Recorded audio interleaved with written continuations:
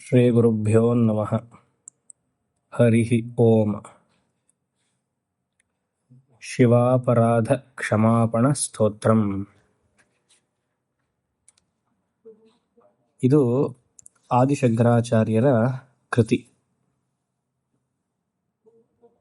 ಸ್ತೋತ್ರಂ ಅಂದ್ರೆ ಏನು? ಸ್ತೂಯತೆ ಅನೇನ ಇತಿ ಸ್ತೋತ್ರಂ. ಹಲವಾರು ರೀತಿಯಾಗಿ, ಹಲವಾರು ಬಗೆಯಾಗಿ ಭಗವಂತನನ್ನ ಸ್ತುತಿ ಮಾಡುವುದಕ್ಕೆ ಸ್ತೋತ್ರ ಅಂತ ಹೆಸರು. ಆದಿಶಂಕರ ಭಗವತ್ಪಾದಾಚಾರ್ಯರು ಹಲವಾರು ದೇವತೆಯ ಮೇಲೆ ಸ್ತೋತ್ರವನ್ನು ಮಾಡಿದ್ದಾರೆ. ಈಗ ನಮ್ಮ ಅಧ್ಯಯನಕ್ಕೆ ತಗೊಂಡಿರೋದು ಶಿವಾಪರಾಧ ಕ್ಷಮಾಪಣ ಸ್ತೋತ್ರ.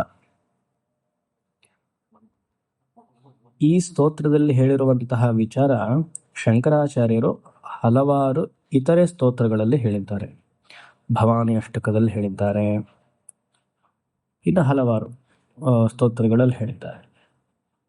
ಶಂಕರಾಚಾರ್ಯರ ಉದ್ದೇಶ ಇಷ್ಟೆ. ಅವರು ಪಂಚಾಯತನವನ್ನ ನಮಗೆ ಕಾಣಿಸಿದರು. ಸಾಧಕನ ಮನಸ್ಸು ಯಾವ ದೇವತೆಯ ಮೇಲೆ ಹೋಗುತ್ತೋ ಆ ದೇವತೆಗೆ, ಪ್ರತಿಯೊಂದು ದೇವತೆಗೂ ಒಂದೊಂದು ಸ್ತೋತ್ರವನ್ನು ಮಾಡಿದ್ದಾರೆ. ನಿಮಗೆ ಶಿವ ಇಷ್ಟ ಆದರೆ ಶಿವಸ್ತೋತ್ರವನ್ನು ಹೇಳ್ತಾ ಬನ್ನಿ ಶಂಕರಾಚಾರ್ಯ ಕೃತಿಯಲ್ಲಿ. ಅಮ್ಮನವರು ಇಷ್ಟ ಆದರೆ ಸಾಕಷ್ಟು ಮಾಡಿದ್ದಾರೆ, ಗಣಪತಿ, ಹೀಗೆಲ್ಲ. ಸೊ ಇಲ್ಲಿ ಶಿವಾಪರಾಧ ಕ್ಷಮಾಪಣ ಸ್ತೋತ್ರಂ ಅಂದರೆ ಇದೊಂದು 12ರಿಂದ 14 ಶ್ಲೋಕಗಳಿದೆ. ತುಂಬ ಚೆನ್ನಾಗಿ ಶಂಕರಾಚಾರ್ಯರು ನಮ್ಮ ವೀಕ್ನೆಸ್ ಅನ್ನು ವರ್ಣಿಸಿದ್ದಾರೆ ಇಲ್ಲಿ. ಕ್ಷಮಾಪಣ ಅಂದರೆ ಸೀಕಿಂಗ್ ಫರ್ಗಿವ್ನೆಸ್. ಕ್ಷಮಾ ಯಾಚನಂ ಕ್ಷಮಾಪಣಂ. ಕ್ಷಮಿಸಿ ಎನ್ನುವ ಕೇಳುವ ಮನೋಭಾವ, ಸೀಕಿಂಗ್ ಫರ್ಗಿವ್ನೆಸ್ ಅಂತಂದ್ರೆ. ಯಾತಕ್ಕೆ ಫರ್ಗಿವ್ನೆಸ್ ಕೇಳಬೇಕು, ಕ್ಷಮೆ ಯಾಚಬೇಕು? ಯಾಕಂದರೆ ಅಪರಾಧ ಮಾಡಿದ್ದೀವಿ. ಅಪರಾಧ ಅಂದರೆ ಮಿಸ್ಟೇಕ್, ಅಫೆನ್ಸ್. ಯಾವ ಥರ ಅಪರಾಧ ಮಾಡ್ತೀವಿ ನಾವು? ವೈದಿಕ ಮಾರ್ಗವನ್ನು ಅನುಸರಿಸದೇ ಹೋದರೆ ನಾವು ಮಾಡುವಂತಹ ಪ್ರತಿಯೊಂದು ಕ್ರಿಯೆಯು ಅಪರಾಧ. ಇನ್ನೊಂದ್ಸತಿ, ವೈದಿಕ ಮಾರ್ಗವು ಅಥವಾ ವೈದಿಕ ಮಾರ್ಗ ಹೇಳಿರುವಂತಹ ರೀತಿಯಲ್ಲಿ ನಾವು ಆಚರಣೆ ಮಾಡದೇ ಹೋದರೆ ನಾವು ಮಾಡುವಂತಹ ಪ್ರತಿಯೊಂದು ಕ್ರಿಯೆಯು ಅಪರಾಧ. ಸೊ ಶಿವನಲ್ಲಿ, ಆ ಭಗವಂತನಲ್ಲಿ, ಪರಮೇಶ್ವರನಲ್ಲಿ ಶಂಕರಾಚಾರ್ಯರು ನಮಗೋಸ್ಕರ ಪ್ರಾರ್ಥನೆ ಮಾಡ್ತಿದ್ದಾರೆ. ಅವ್ರು ಯಾವುದೋ ಅಪರಾಧವನ್ನು ಮಾಡಿಲ್ಲ, ನಾವು ಮಾಡಿದ್ದೀವಿ ಬಹಳ ಅಪರಾಧವನ್ನು. ವೇದ ರಹಿತವಾದ ಜೀವನವನ್ನು ನಡೆಸ್ತಾ ಇರೋದೇ ಅದೇ ಮಹಾ ಅಪರಾಧ. ಅದಕ್ಕೆ ಶಿವ ಅಪರಾಧ ಅಂತ ಹೇಳಬಾರ್ದು, ಕರೆಕ್ಟಾಗಿ ಉಚ್ಚಾರಣೆ ಮಾಡಬೇಕು. ಶಿವ ಅಪರಾಧ ಅಂದರೆ ಮಹಾಪಾಪ ಅದು. ಶಿವಾಪರಾಧ ಕ್ಷಮಾಪಣ ಸ್ತೋತ್ರಂ. ಸೊ ನಾವು ವೇದಕ್ಕಿಂತ ಹೊರಗಡೆ ಬಂದು ಮೆಟೀರಿಯಲ್ ಲೈಫ್ ಲೀಡ್ ಮಾಡಿರೋದ್ರಿಂದ ಅದೊಂದು ಅಪರಾಧ. ಅದಕ್ಕೆ ಭಗವಂತನಲ್ಲಿ ಕ್ಷಮೆ ಯಾಚಬೇಕು. ವೇದ ರೀತಿಯಲ್ಲೇ ಹೇಳಿದ ರೀತಿಯಲ್ಲೇ ಹೋದ್ರೆ ಏನಾಗುತ್ತೆ, ನಮಗೆ ಮನಸ್ಸಿಗೆ ಸಂತೋಷ ಸಿಗತ್ತೆ. ಯಾವಾಗ ಧರ್ಮ ಮತ್ತೆ ಮೋಕ್ಷದ ಕಡೆ ಮನಸ್ಸು ಹೋಗೋದಿಲ್ವೋ, ಅರ್ಥ ಕಾಮದ ಕಡೆಯೇ ಮನಸ್ಸು ಹೋಗುತ್ತೋ ಅದು ಅಪರಾಧ. ಅರ್ಥ ಕಾಮದ ಕಡೆಯೂ ಹೋದ್ರೂ ಪರವಾಗಿಲ್ಲ, ಧರ್ಮದ ರೀತಿಯಲ್ಲಿ ಹೋದರೆ ಅದು ಅಪರಾಧ ಅಲ್ಲ. ಬರೀ ಅರ್ಥಕಾಮದ ಕಡೆಯೇ ಮನಸ್ಸು ಹೋಗ್ತಿದ್ರೆ, materialism is the only way ಅಂತ ನಮ್ಮ ಮನಸ್ಸಿಗೆ ಬಂದ್ಬಿಟ್ರೆ, that is a big mistake, a grave mistake. ಆ ಅರ್ಥದಲ್ಲಿ ಈ ಸ್ತೋತ್ರವನ್ನು ಶಂಕರಾಚಾರ್ಯರು ಬರೆದಿದ್ದಾರೆ. ನಮ್ಮ ವೀಕ್ನೆಸ್ ಅನ್ನು ತೋರಿಸ್ತಿದ್ದಾರೆ, ಅಥವಾ ನಮ್ಮ ಎಕ್ಸ್ಕ್ಯೂಸಸ್.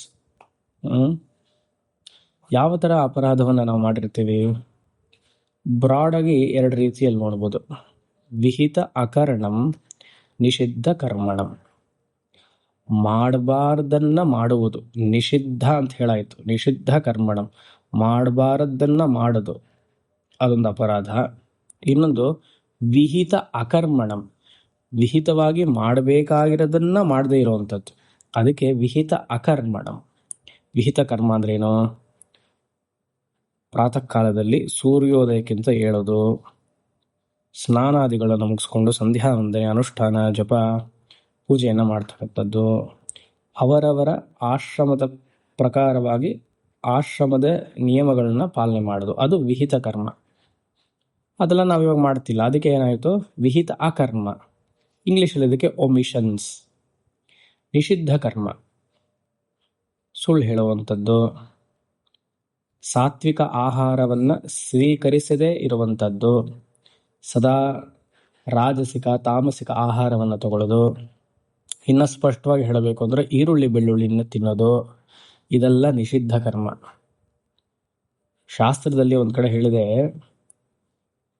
ಮಾಂಸ ಆಹಾರವು ಓಕೆ ಅಲ್ಲ ಅದು, ಆದರೂ ಇದ್ರೂ ಈರುಳ್ಳಿ ಬೆಳ್ಳುಳ್ಳಿನ ತಿನ್ನಬಾರ್ದು ಅಂತ ನಿಷಿದ್ಧವೇ ಮಾಡಿದೆ. ಅಷ್ಟರ ಮಟ್ಟಿಗೆ ಅದು ಪಾಪ ದೋಷ ಅಂತ ಹೇಳಿದೆ. ಆದರೂ ನಮ್ಮ ಬಾಯಿ ರುಚಿಗೆ ನಾವೇನು ಮಾಡ್ತೀವಿ, ನಮ್ಮ ಅಡುಗೆಗೆಲ್ಲ ಅದನ್ನೇ ಹಾಕ್ತೀವಿ. ಇದೆಲ್ಲ ನಿಷಿದ್ಧ ಕರ್ಮ. ವಿಹಿತ ಕರ್ಮ ಆಶ್ರಮ, ಅವರವರ ಆಶ್ರಮ ತಕ್ಕ ಹಾಗೆ, ಬ್ರಹ್ಮಚಾರಿ, ವಾನಪ್ರಸ್ಥ, ಗೃಹಸ್ಥ, ಸನ್ಯಾಸಿ ಆಶ್ರಮ ತಕ್ಕ ಹಾಗೆ ಇರುವಂಥದ್ದು. ಗೃಹಸ್ಥರಿಗೆ ಪಂಚಮಹಾಯಜ್ಞ ಯಥಾಶಕ್ತಿ ಎಷ್ಟಾಗತ್ತೋ ಅಷ್ಟು. ಬ್ರಹ್ಮಚಾರಿಗೆ ವೇದಾಧ್ಯಯನ, ಅಗ್ನಿ ಕಾರ್ಯ, ಗಾಯತ್ರಿ ಜಪ. ಪಂಚಮಹಾಯಜ್ಞ ಗೃಹಸ್ಥನಿಗೆ, ವಾನಪ್ರಸ್ಥನಿಗೆ ಸದಾ ಅನುಷ್ಠಾನ ಧ್ಯಾನ, ಸನ್ಯಾಸಿಗೆ ವೇದಾಂತ ಶ್ರವಣ ಮನನ ನಿಧಿಧ್ಯಾಸನ. ಇದೆಲ್ಲ ವಿಹಿತ ಕರ್ಮ. ಇದು ಮಾಡದೇ ಇದ್ದಾಗ ಏನಾಗುತ್ತೆ, ಅಪರಾಧ ಅನ್ಸ್ಕೊಳುತ್ತೆ. ಅದಕ್ಕೆ ವಿಹಿತ ಅಕರ್ಮ ನಿಷಿದ್ಧ ಕರ್ಮ. ಮಾಡಬಾರ್ದನ್ನು ಮಾಡೋದು, ಸುಳ್ಳು ಹೇಳೋದು, ಇನ್ನೊಬ್ರು ದುಡ್ಡನ್ನು ಅಪಹರಿಸೋದು, ಇನ್ನೊಬ್ಬರ ಹೆಣ್ಮಕ್ಳನ್ನ ಕರ್ಕೊಂಡು ಹೋಗೋದು ಎಲ್ಲಿಗೋ, ಈ ಥರದ್ದು ಬಿಡಿ. ಅದು ಸ್ವಲ್ಪ ಲಿಸ್ಟೇ ಇದೆ, ಮನು ಒಂದು ದೊಡ್ಡ ಲಿಸ್ಟೇ ಕೊಡ್ತಾನೆ. ನಿಷಿದ್ಧ ಕರ್ಮಣಂ ಮತ್ತು ವಿಹಿತ ಅಕರ್ಮಣಂ = ಅಪರಾಧ. ಇದನ್ನು ಶಂಕರಾಚಾರ್ಯರು ಕೆಲವು ಪುಸ್ತಕದಲ್ಲಿ 12 ಶ್ಲೋಕ ಅಂತಿದೆ, ಕೆಲವುದಲ್ಲಿ 14 ಶ್ಲೋಕ ಇದೆ. ನೋಡೋಣ, ಅದು ಮುಗಿತಾ ಇದ್ದಾಗೆ ಹೇಗಾಗುತ್ತೋ ಅದು ಪೂರ್ತಿ ಮುಗಿಸುವ. ಸೊ ಶಿವಾಪರಾಧ ಕ್ಷಮಾಪಣ ಸ್ತೋತ್ರ ಶಂಕರಾಚಾರ್ಯರ ಕೃತಿ. ಅದನ್ನು ಸಂಕ್ಷಿಪ್ತವಾಗಿ ನೋಡ್ತಾ ಬರೋಣ. ಮೊದಲನೇ ಶ್ಲೋಕ. ಆದೌ ಕರ್ಮ ಪ್ರಸಂಗಾತ್ ಕಲಯತಿ ಕಲುಷಂ ಮಾತೃಕುಕ್ಷೌ ಸ್ಥಿತಂ ಮಾಂ ವಿಣ್ಮೂತ್ರಾಮೇದ್ಯ ಮಧ್ಯೆ ಕ್ವಥಯತಿ ನಿತರಾಂ ಜಾಟರೋ ಜಾತವೇದಾಃ ಯದ್ಯದ್ವೈ ತತ್ರ ದುಃಖಂ ವ್ಯಥಯತಿ ನಿತರಾಂ ಶಕ್ಯತೆ ಕೇನ ವಕ್ತುಂ ಕ್ಷಂತವ್ಯೋ ಮೇ ಪರಾಧಃ ಶಿವ ಶಿವ ಶಿವ ಭೋಃ ಶ್ರೀ ಮಹಾದೇವ ಶಂಭೋ. ಅದ್ಭುತವಾಗಿ ವಿವರಿಸಿದ್ದಾರೆ ಶಂಕರಾಚಾರ್ಯರು. ಕೊನೆ ಸಾಲನ ನೋಡೋಣ. ಕ್ಷಂತವ್ಯೋ ಮೇ ಪರಾಧಃ ಶಿವ ಶಿವ ಶಿವ ಭೋಃ ಶ್ರೀ ಮಹಾದೇವ ಶಂಭೋ. ಭೋಃ ಶಿವ, ಭೋಃ ಶಿವ ಅಂದರೆ ಓ ಶಿವನೇ. ಇಲ್ಲಿ ಶಿವ ಅಂದರೆ ಅರ್ಥ ಏನು? ಈ ಕಾಂಟೆಕ್ಸ್ಟಲ್ಲಿ, ಈ ಸಂದರ್ಭದಲ್ಲಿ ಶಿವ ಅಂದರೆ ಮಂಗಳ ಅಂತ ತಗೊಳ್ಬಾರ್ದು. ನಾವೇನು ಅಂದ್ಕೊಳ್ತೀವಿ, ಶಿವ ಅಂದಿದ ತಕ್ಷಣ ಮಂಗಳ ಸ್ವರೂಪಿ. ಅದು ಹೌದು, ಆ ಅರ್ಥವೂ ಇದೆ. ಆದರೆ ಇಲ್ಲಿ ಶಿವ ಅಂದರೆ ನಮ್ಮ ಪಾಪವನ್ನು ದೂರ ಮಾಡುವವನು. It is derived from the root word ಶೂ, ಶಯತಿ, ತನು ಕರೋತಿ. ಅಂದರೆ ಟು ವೀಕನ್, ಸಣ್ಣದಾಗಿ ಮಾಡುವುದು, ನಮ್ಮ ಪಾಪವನ್ನೆಲ್ಲ ಹೋಗ್ಲಾಡಿಸುವುದು. ಅದಕ್ಕೆ ಶಿವ ಅಂತ ಹೆಸರು. ನೀವು ಒಂದ್ಸತಿ ಭಕ್ತಿಯಿಂದ ಶಿವ ಅಂತಂದರೆ ಆ ಶಿವ ನಿಮ್ಮ ಪಾಪವನ್ನೆಲ್ಲ ಹೋಗ್ಲಾಡಿಸ್ತಾನೆ. ಮತ್ತೆ ಇನ್ನೊಂದು ಶಂಭೋ, ಪಾಪವನ್ನು ಹೋಗ್ಲಾಡಿಸೋದೊಂದೇ ಶಿವನ ಕೆಲಸ ಅಲ್ಲ, ಒಳ್ಳೆ ಗುಣಗಳನ್ನು ಕೊಡುವುದು ಶಿವನ ಕೆಲಸ. Not only he removes the ಪಾಪನ್, but he also adds the values to your life. ಇಲ್ಲಿ ಶಂಭೋ ಅಂದರೆ ಮಂಗಳಂ. ಸೊ ಶಂಭು ಶಿವ ಅಂದರೆ ಮಂಗಳವನ್ನು ಉಂಟು ಮಾಡುವ ಶಿವ, ನಮ್ಮಲ್ಲಿರುವಂಥ ಪಾಪವನ್ನು ಹೋಗ್ಲಾಡಿಸುವ ಶಿವ. ಅಥವಾ ಮಂಗಳವನ್ನು ಉಂಟು ಮಾಡುವ ಶಂಭು, ಪಾಪವನ್ನು ಹೋಗಿಸುವ ಶಿವ. ಶಂಭೋ. ಯಾವುದೇ ಶುದ್ಧಿ ಆಗಬೇಕಂದ್ರೆ 2 ಸ್ಟೇಜ್ ಇದೆ. ಒಂದು ದೋಷ ಅಪನಯನಂ, ಇನ್ನೊಂದು ಗುಣ ಆಧಾನಂ. ದೋಷ ಅಪನಯಂ ಅಂದ್ರೇನು? ದೇಹದಲ್ಲಿ ಮಲಿನ ಇರುತ್ತೆ, ಪ್ರತಿ ದಿವಸ ಸ್ನಾನ ಮಾಡಲೇಬೇಕು. ಸ್ನಾನ ಮಾಡೋಕ್ಕಿಂತ ಮುಂಚೆ ಏನು ಮಾಡ್ತೀವಿ? ನೀರು ಹಾಕೊಳ್ತೀವಿ, ಆಮೇಲೆ ಸೋಪಲ್ಲಿ ತಿಕ್ಕೊಳ್ತೀವಿ, ಮತ್ತೆ ನೀರು ಹಾಕ್ತೀವಿ. ದೇಹದಲ್ಲಿರುವಂತಹ ಕೆಟ್ಟ ವಾಸನೆಗಳು, ದುರ್ಗಂಧಗಳು, ಆ ಮಲಿನ ಎಲ್ಲ ಹೋಯ್ತು. ಅದು ದೋಷ ಅಪನಯನ. ಅದಾದ್ಮೇಲೆ ಏನು ಮಾಡ್ತೀವಿ? ರೂಮಿಗೆ ಬಂದು ಮಿರರ್ ಮುಂದೆ ನಿಂತು ಗುಣ ಆಧಾನಂ, ಸೆಂಟ್ಗಳನ್ನ ಹಾಕೊಳ್ತೀವಿ, ವಿಭೂತಿ ಹಚ್ಕೊಳ್ತೀವಿ, ಕುಂಕುಮ ಇಟ್ಕೊಳ್ತೀವಿ, ಗಂಧ ಇಟ್ಕೊಳ್ತೀವಿ, ಚಂದನ, ಯಾವುದೋ ಒಂದು. ಸೊ ದೋಷ ಅಪನಯನಂ ಗುಣ ಆಧಾನಂ ಇಸ್ ಈಕ್ವಲ್ ಟು ಶುದ್ಧೀಕರಣಂ. ಸೊ ನೀವು ಶಿವ ಅಂದಿದ ತಕ್ಷಣ ನಮ್ಮಲ್ಲಿರುವಂತಹ ದೋಷ ಎಲ್ಲ ಹೋಗುತ್ತೆ. ದೋಷ ಅಪನಯನಂ. ಶಂಭು ಅಂದಿದ ತಕ್ಷಣ ಎಲ್ಲ ಒಳ್ಳೆಯ ಗುಣಗಳು ಬರುತ್ತೆ. ಗುಣ ಆಧಾನಂ. ಸೊ ಶಿವ ಶಂಭು, ಭೋಹೋ ಶಿವ, ಹೇ ಶಂಭೋ ಅಂತ ಅರ್ಥ. ಹೇ ಮಹಾದೇವ, ಅತ್ಯುತ್ತಮವಾದ ಭಗವಂತನೇ, ಮೇ ಅಪರಾಧ, ನನ್ನ ಅಪರಾಧವನ್ನ ಕ್ಷಂತವ್ಯ, ಕ್ಷಮಿಸು, ಮೇ ಯು ಫರ್ಗಿವ್ ಮೀ. ಹೇ ಶಿವ ಶಿವ ಶಿವ ಭೋ ಶ್ರೀ ಮಹಾದೇವ ಶಂಭೋ. 3 ಸತಿ ಶಿವ ಅಂದರೆ ಸ್ಥೂಲವಾಗಿ ನನ್ನ ಪಾಪಗಳು ಹೋಗಲಿ, ಸೂಕ್ಷ್ಮವಾಗಿ ನನ್ನ ಪಾಪ ಹೋಗಲಿ.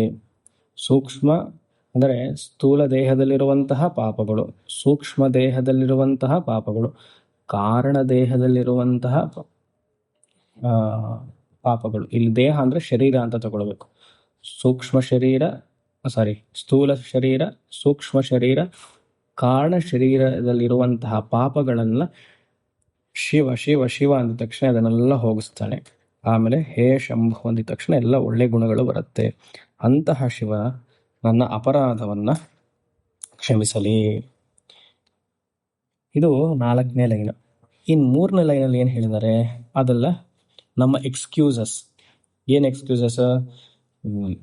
ವೇದ ಮಾರ್ಗವನ್ನ ಬಿಟ್ಟು ಬೇರೆ ಏನೇನೋ ಮಾಡ್ತಿದೀವಲ್ಲ, ಅದಕ್ಕೆಲ್ಲ ಎಕ್ಸ್ಕ್ಯೂಸಸ್. ನಾವು ಹಾಗೆ ತಾನೆ, we are very good in giving excuses. ನಮಗೆ ಹಿರಿಯರು ಹಾಕೊಟ್ಟಿರುವಂತಹ ಮಾರ್ಗವನ್ನ ಪಾಲನೆ ಮಾಡೋಕ್ಕಾಗೋದಿಲ್ಲ. ಅದಕ್ಕೇನೋ ಆ ಕಡೆ ಈ ಕಡೆ ಲೂಪ್ ಹೋಲ್ಸ್ ನೋಡಿಕೊಂಡು ಎಕ್ಸ್ಕ್ಯೂಸ್ ಕೇಳ್ಕೊಂಡೇ ಇರೋದು. ಇಲ್ಲಿ ಶಂಕರಾಚಾರ್ಯರು 4 ತರಹದ ಹಂತವನ್ನು ತೋರಿಸ್ತಾರೆ. ಸ್ಟೇಜ್ 1, 2, 3, 4. ಶೈಶವ ಅವಸ್ಥಾ. ಶೈಶವ ಅವಸ್ಥಾ ಅಂದರೆ ನಾವು ತಾಯಿಯ ಗರ್ಭದಲ್ಲಿದ್ದಾಗ ಆ ಸ್ಥಿತಿ. ಶಿಶೋಹೋ ಭಾವ ಶೈಶವ, stage in the womb of the mother. ಶೈಶವ ಅವಸ್ಥಾ. 2ನೇದು ಬಾಲ್ಯ ಅವಸ್ಥಾ.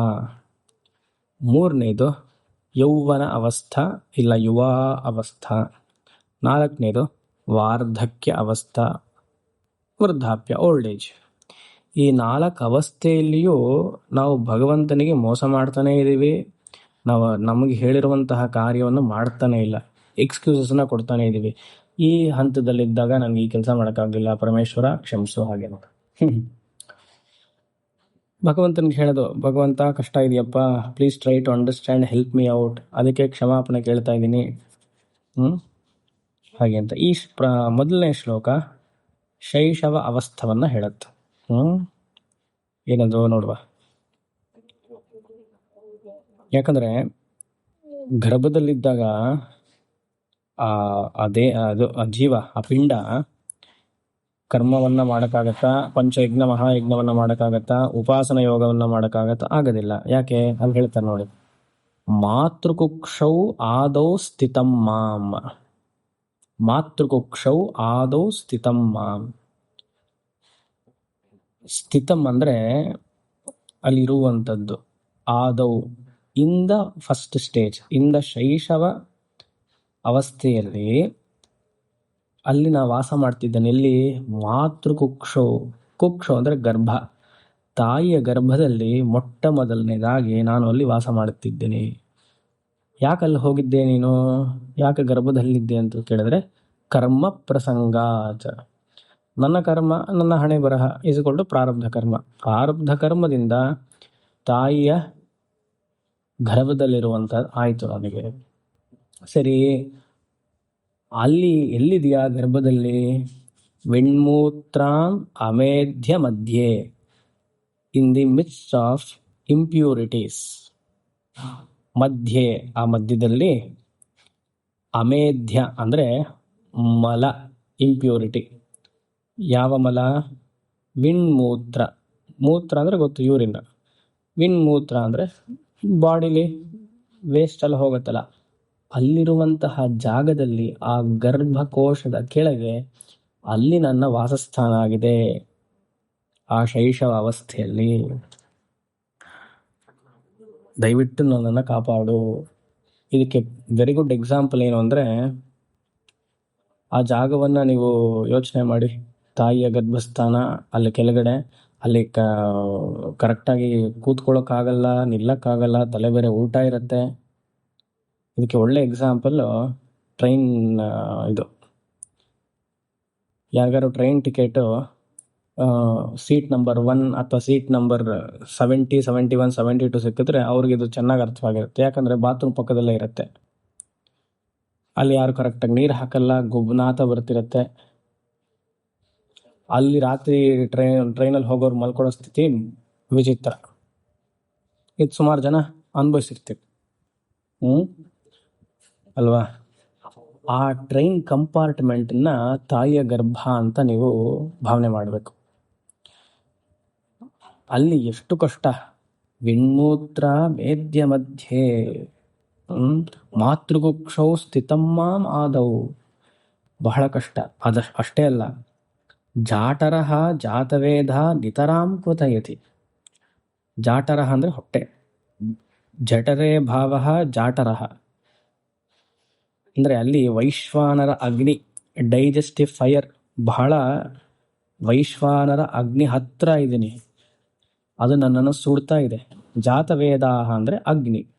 ಜಾತಂ ಜಾತಂ ವೇತ್ತಃ ಇತಿ ಜಾತವೇದ. ಆ ಜಾಟರ ಜಾತವೇದ ವೈಶ್ವಾನರ ಅಗ್ನಿಯ ಹತ್ರ ಇರೋದ್ರಿಂದ ನನಗೆ ಸುಡ್ತಾ ಇದೆ, ನನ್ನ ಚರ್ಮವೆಲ್ಲ ಸುಡ್ತಾ ಇದೆ. ನಿತರಾಮ್ ಅಂದರೆ ಇಂಟೆನ್ಸ್ಲಿ, ಬಹು ಶಾಖದಿಂದ, ಜೋರಾಗಿ. ಕ್ವಥಯತಿ, ಇಂಗ್ಲೀಷ್ ಹೇಳಬೇಕು ಅಂದರೆ ಕ್ವಥಯತಿ ಅಂದರೆ ಟು ಬರ್ನ್, ಟು ಸ್ಕಾರ್ಚ್. ಕ್ವಥ್. ಆ ವಿಣ್ಮೂತ್ರ ಮೇಧ್ಯ ಮಧ್ಯೆಯಲ್ಲಿದ್ದೀನಿ, ವೈಶ್ವಾನರ ಅಗ್ನಿ ಹತ್ರ ಇದ್ದೀನಿ. ಈ ಥರ ಇದ್ದಾಗ ಯಾವ ಕರ್ಮವೂ ಮಾಡೋಕ್ಕಾಗ್ತಿಲ್ಲಪ್ಪ ನನಗೆ. ಯದ್ಯದ್ವೈ ತತ್ರ ದುಃಖಂ ವ್ಯಥಯತಿ ನಿತರಾಂ ಶಕ್ಯತೆ ಕೇನ ವಕ್ತುಂ. ಕೇನ ವಕ್ತುಂ ಶಕ್ಯತೆ ಕಿಂ? ಹೇಗೆ ತಾನೇ ಈ ನೋವನ್ನು ನಾನು ನಿಮಗೆ ಹೇಳಕ್ಕೆ ಸಾಧ್ಯ ಭಗವಂತ? How can I describe the pain in the womb of the mother? ನಿತರಾಂ ಮತ್ತೆ ಇಂಟೆನ್ಸ್ಲಿ. ವ್ಯಥಯತಿ, ಅಬ್ಬಾ ಸಾಕು, ಈ ಜನ್ಮ ಸಾಕು ಅಂತ ಅನ್ಸುತ್ತಂತ ಜೀವನ್ಗೆ. ಯದ್ಯದ್ವೈ ತತ್ರ ದುಃಖಂ. ತತ್ರ ಅಂದರೆ ತಾಯಿಯ ಗರ್ಭದಲ್ಲಿ ದುಃಖವೇ ಸರಿ. ತಾಯಿಗೂ ಕಷ್ಟ, ಆ ಜೀವನಿಗೂ ಕಷ್ಟ. ಅದು ತಾಯಿ ಕರೆಕ್ಟಾಗಿರಬೇಕು. ತಾಯಿ ತಗೊಳ್ಳುವಂತಹ ಪ್ರತಿಯೊಂದು ಆಹಾರವೂ ಮಗುವ ಮೇಲೆ ಇಂಪ್ಯಾಕ್ಟ್ ಆಗುತ್ತೆ. ನಾವು ನೋಡ್ತೀವಿ, 6 ತಿಂಗಳು, 7 ತಿಂಗಳು, 8 ತಿಂಗಳು, 9 ತಿಂಗಳು ಮಗು ಎಷ್ಟು ಒದ್ದಾಡುತ್ತೆ. ಪ್ರೀಮೆಚ್ಯೂರ್ ಬೇಬಿ, ತಲೆ ಸರಿಯಾಗಿ ನಿಲ್ಲಿಲ್ಲ, ತುಂಬ ವೀಕ್ ಆಗಿದೆ. ಎಷ್ಟು ಕಷ್ಟ ಇರ್ಬೋದು ಆ ಜೀವಕ್ಕೆ. ಪ್ರಾರಬ್ಧ ಕರ್ಮ ಅದು ಬೇರೆ ಬಿಡಿ. ಈ ಥರ ಎಲ್ಲ ಇದ್ದಾಗ ಬಹಳ ಕಷ್ಟ ತಂದೆ. ಕ್ಷಂತವ್ಯೋ ಮೇ ಪರಾಧ ಶಿವ ಶಿವ ಶಿವ ಭೋ ಶ್ರೀ ಮಹಾದೇವ ಶಂಭೋ. ಹೇ ಪರಮೇಶ್ವರ, ದಯವಿಟ್ಟು ನನ್ನನ್ನು ಕಾಪಾಡು, ನನ್ನ ಅಪರಾಧವನ್ನು ಕ್ಷಮಿಸು. ಹಾಗೆ ಅಂತ ಪೂಜ್ಯ ಶಂಕರ ಭಗವತ್ಪಾದಾಚಾರ್ಯರು ಈ ಶಿವಾಪರಾಧ ಕ್ಷಮಾಪಣ ಸ್ತೋತ್ರದಲ್ಲಿ ಮೊಟ್ಟ ಮೊದಲನೆಯ ಶ್ಲೋಕದಲ್ಲಿ ಹೀಗೆ ವಿವರಿಸಿದ್ದಾರೆ. ಶಿವಾಪರಾಧ ಕ್ಷಮಾಪಣ ಸ್ತೋತ್ರಂ, ಶ್ಲೋಕ 2, 3. ಬಾಲ್ಯೇ ದುಃಖಾತಿರೇಕೋ ಮಲಲುಲಿತವಪುಸ್ತನ್ಯಪಾನೇ ಪಿಪಾಸಾ ನೋ ಶಕ್ತಶ್ಚೇಂದ್ರಿಯೇಭ್ಯೋ ಭವಗುಣಜನಿತಾಃ ಜಂತವೋ ಮಾಂ ತುದಂತಿ.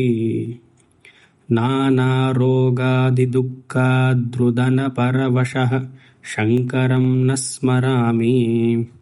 ಕ್ಷಂತವ್ಯೋ ಮೇ ಪರಾಧಃ ಶಿವ ಶಿವ ಶಿವ ಭೋಃ ಶ್ರೀ ಮಹಾದೇವ ಶಂಭೋ.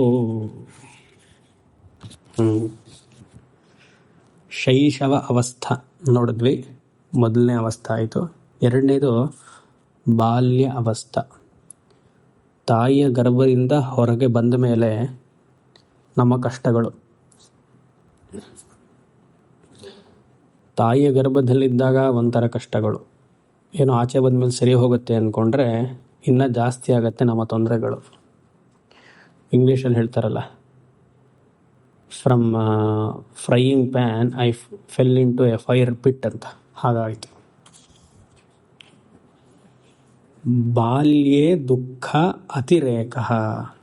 ಬಹಳ ದುಃಖ, ಬಹಳ ತೊಂದರೆಗಳು, ಸಾಕಷ್ಟು ಪೇಯ್ನ್ ಇನ್ ಬಾಲ್ಯಾವಸ್ಥೆ. ಏನು ಬಾಲ್ಯಾವಸ್ಥೆ ಅಂದರೆ ಮಗುವಿನ ಅವಸ್ಥೆ.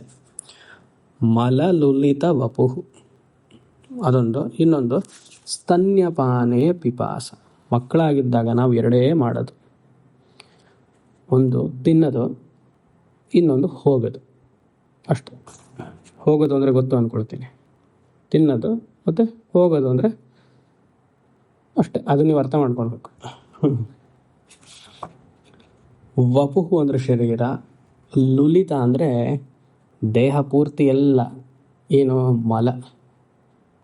ಆ ದೇಹದಲ್ಲಿರುವಂತಹ ವೇಸ್ಟ್, ದೇಹದ ಒಳಗಡೆ ಇರುವಂತಹ ವೇಸ್ಟ್ ಊಟ ಆದಮೇಲೆ ಏನು ಹೋಗುತ್ತೆ ಅದು ದೇಹದ ಹೊರಗಡೆ ಎಲ್ಲ ಸ್ಪ್ರೆಡ್ ಆಗಿಬಿಟ್ಟಿದೆ. It is smeared with waste. ಮಕ್ಕಳಾಗಿದ್ದಾಗ ನಮಗೆ ಗೊತ್ತಿಲ್ಲ, ನಮ್ಗೆ ಯಾವುದೋ ಟ್ರೈನಿಂಗ್ ಇಲ್ಲ. ಟಾಯ್ಲೆಟ್ಗೆ ಹೇಗೆ ಹೋಗೋದು, ಹೋದ್ಮೇಲೆ ಹೇಗೆ ಕ್ಲೀನ್ ಮಾಡ್ಕೊಳ್ಳೋದು, ಯಾವುದೇ ನಮ್ಗೆ ಹೇಳ್ಕೊಟ್ಟಿಲ್ಲ ಅಲ್ವಾ. ತಾಯಿ ಏನು ಮಾಡ್ತಾಳೆ, ಬಟ್ಟೆನೋ ಯಾವುದೋ ಒಂದು ಡೈಪರ್ ಹಾಕ್ಬಿಡ್ತಾರೆ. ಈ ಮದುವೆ ಮನೆಗೆಲ್ಲ ಹೋಗಬೇಕು, ಮಕ್ಕಳನ್ನ ಕರ್ಕೊಂಡು ಹೋಗಬೇಕು ಅಂದ್ರೆ ಹರಸಾಹಸ ತಾಯಿಯಂದ್ರಿಗೆ. ಬೆಳಗ್ಗೆನೇ ಹೊರಡಬೇಕು, ಅವ್ರ ವ್ಯಾನಿಟಿ ಬ್ಯಾಗಲ್ಲಿ 1-2 ಎಕ್ಸ್ಟ್ರಾ ಡೈಪರು, ಮಗುಗೊಂದು ಡೈಪರ್ ಹಾಕಿರ್ತಾರೆ.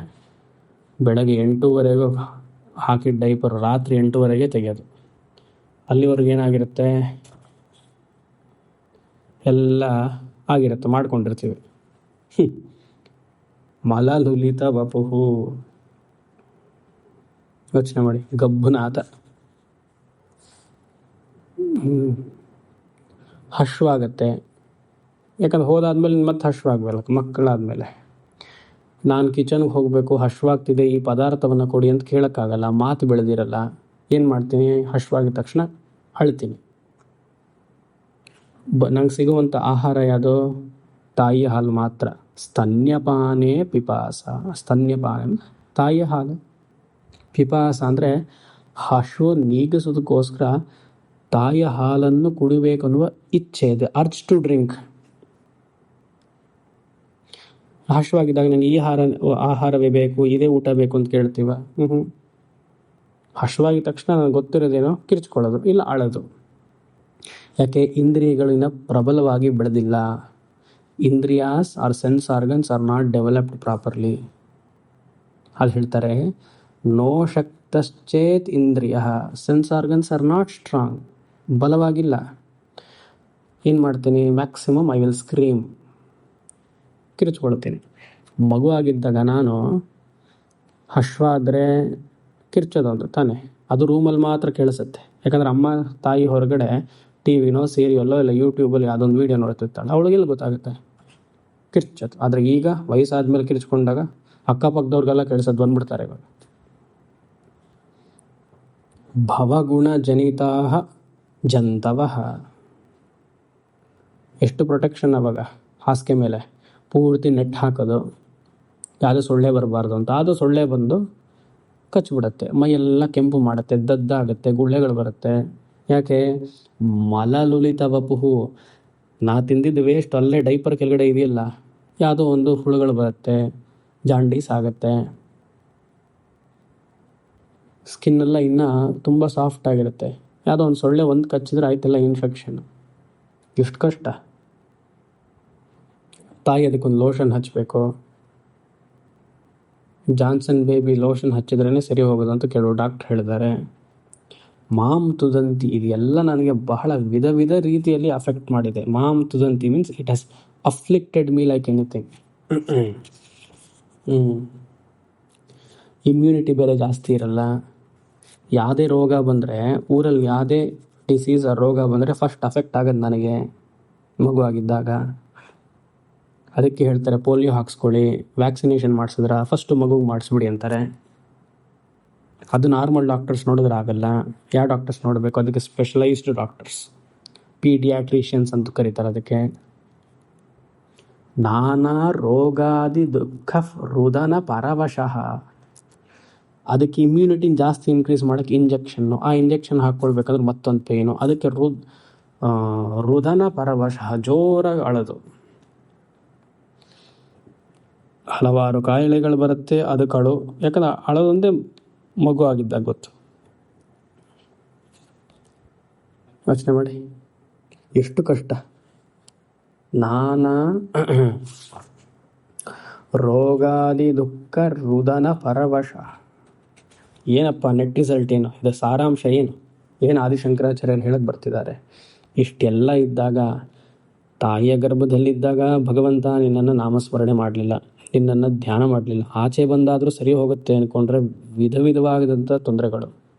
ಶಂಕರಂ ನ ಸ್ಮರಾಮಿ. I have never worshipped the lord, never thought of the lord, never chanted the name of the lord. ಶಂಕರಂ ನ ಸ್ಮರಾಮಿ. ಅದರಿಂದ ಭಗವಂತ ದಯವಿಟ್ಟು ಕ್ಷಮಿಸಪ್ಪ. ಕ್ಷಂತವ್ಯೋ ಮೇ ಪರಾಧ ಶಿವ ಶಿವ ಶಿವ ಭೋ ಶ್ರೀ ಮಹಾದೇವ ಶಂಭೋ.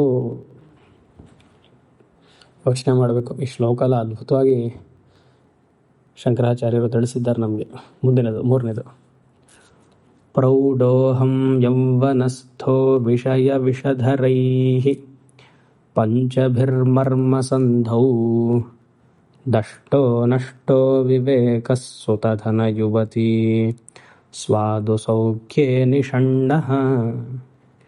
ಶೈವೀ ಚಿಂತಾವಿಹೀನಂ ಮಮ ಹೃದಯಮಹೋ ಮಾನಗರ್ವಾಧಿರೂಢಂ ಕ್ಷಂತವ್ಯೋ ಮೇ ಪರಾಧಃ ಶಿವ ಶಿವ ಶಿವ ಭೋ ಶ್ರೀ ಮಹಾದೇವ ಶಂಭೋ. ಶೈಶವ ಅವಸ್ಥಾ ಆಯಿತು, ಬಾಲ್ಯ ಅವಸ್ಥಾ ಆಯಿತು, ಈಗ ಯೌವನ ಅವಸ್ಥಾ, ಮೂರನೇ ಹಂತ. ಯೌವನಸ್ಥಃ ಅಲ್ಲೇ ಹಾಕಿದ್ದಾರೆ. ಯೌವನಸ್ಥಃ. ಯೌವನ ಅವಸ್ಥೆಯಲ್ಲಿ ಅಥವಾ ಯುವ ಅವಸ್ಥೆಯಲ್ಲಿ ಹೇಗಿರುತ್ತೆ ನಮ್ಮ ಚಟುವಟಿಕೆಗಳು, ನಡವಳಿಕೆಗಳು? ಪ್ರೌಢೋಹಂ, ಅಹಂ ಪ್ರೌಢ.